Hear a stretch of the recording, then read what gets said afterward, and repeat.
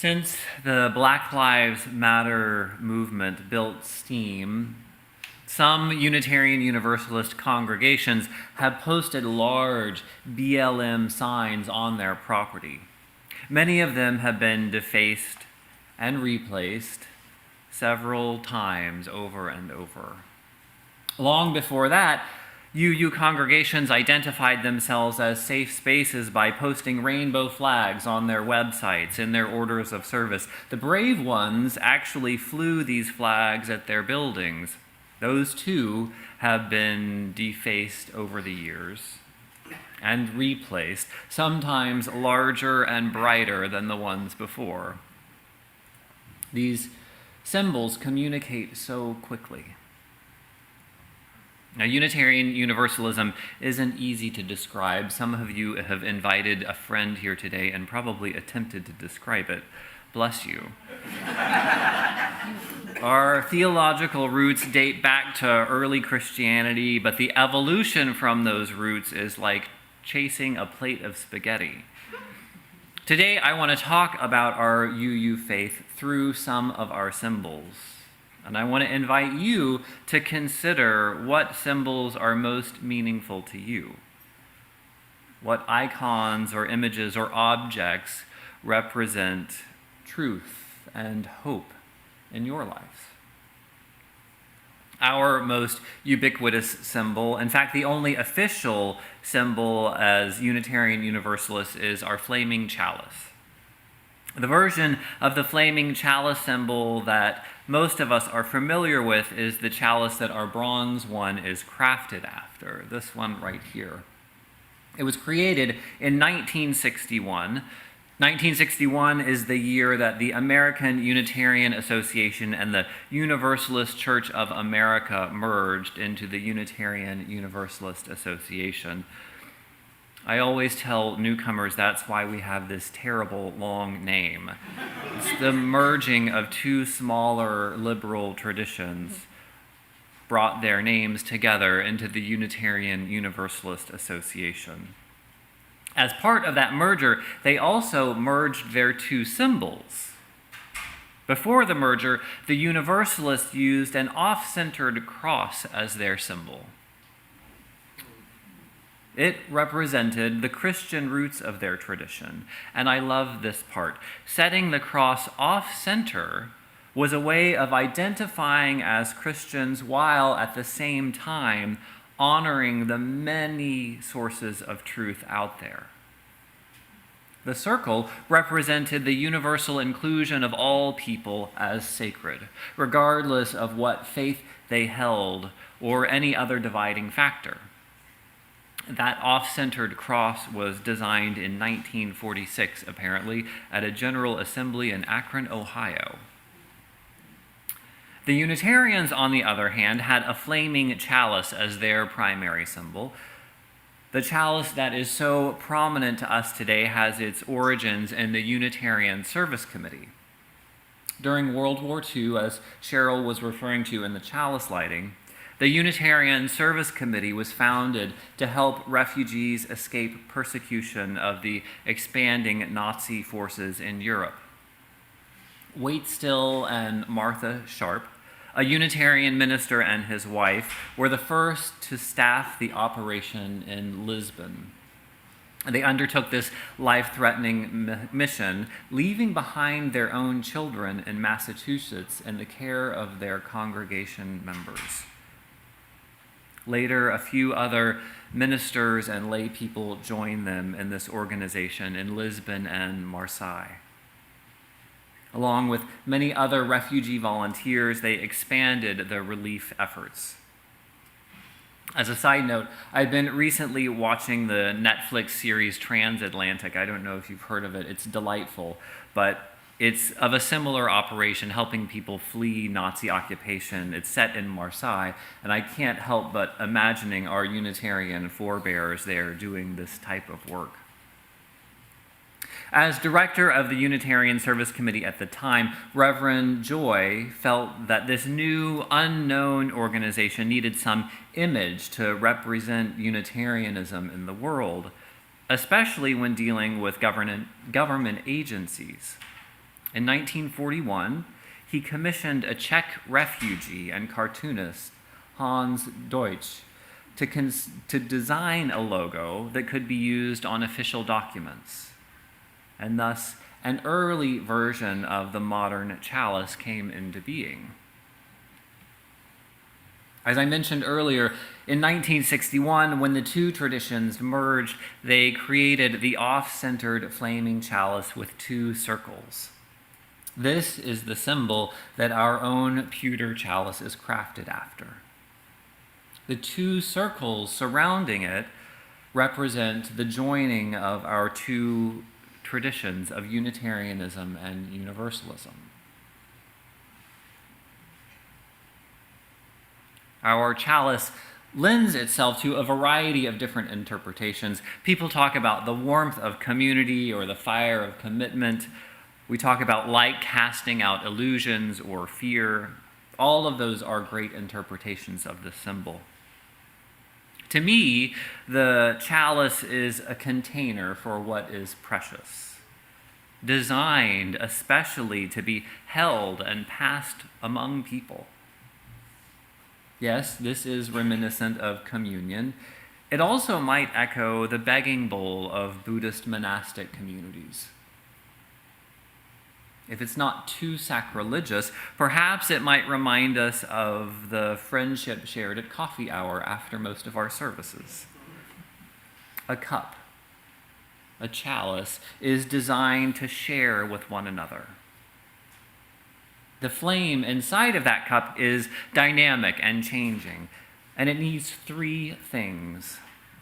First, it needs fuel, and fuel is material, like the human body, like buildings, like budgets and books. We are not an ascetic, otherworldly tradition focused on something beyond. We deal with real material life as we know it here. And we take a realistic, rational view of life. Justice, equity, even love take on material forms. Now, the second thing a flame needs is heat. We might think of this as life itself, that spark of intelligence or the warmth of human interaction, even friction and disagreement. We need a little bit of that too sometimes. We need this heat to grow as human beings.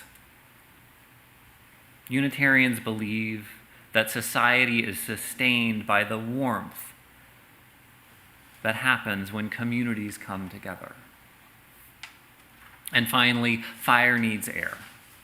Spirit has always been compared with air or wind, both in the Greek and Hebrew tradition. If a fire lacks air, it smolders. To develop, people need air too, or spirit. The inspiration or breathing in of that invisible but vital element of life. All of these three things we need to sustain the flame in our chalice. It's a lot of meaning baked into one little symbol of our tradition. You may have come up with your own interpretations of this symbol, and I invite you to. It was never dictated about this means something particular. The church that I came from in Tulsa, Oklahoma, All Souls Unitarian Church, commissioned a painting by a local artist there to help explain the faith to visitors to the congregation. It hangs in a prominent place in the foyer, reminding everyone who passes by of some of the core values and the history of the congregation. It's a beautiful watercolor painting. I wish it was sort of horizontally formatted so we could see it better on our screens. I want to quickly run through some of those images. And these things may be true of most religious communities, but these are the things that we are proud of, that we claim boldly. The early American antique table represents Unitarians and Universalist roots in the founding of the United States. We were among the movers and the shakers setting up this great experiment of American democracy. On the table, the Bible represents the Christian foundations of our Unitarianism and Universalism.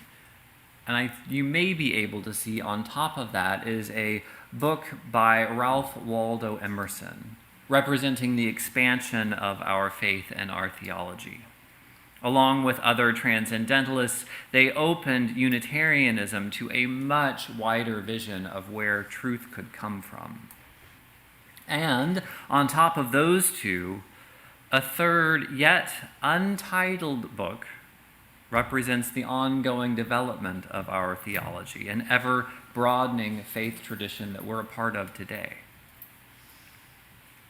Now, the item in this picture that is the hardest to identify is the wooden box on the table. That is an antique ballot box. It represents our use of democracy to govern our faith tradition. It's more than a convenient method. This collective decision-making is a value that we hold very, very dear. The hearts on the table represent love. That's a core of our lives together. As we say every Sunday, love is the spirit of this congregation. The Statue of Liberty represents our value of freedom in religion and freedom of belief. The scales represent justice.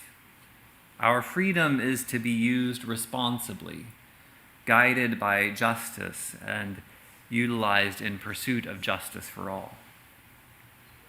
The vase of flowers is a little more nuanced. Those of you who have been around a while may be reminded of flower communion here.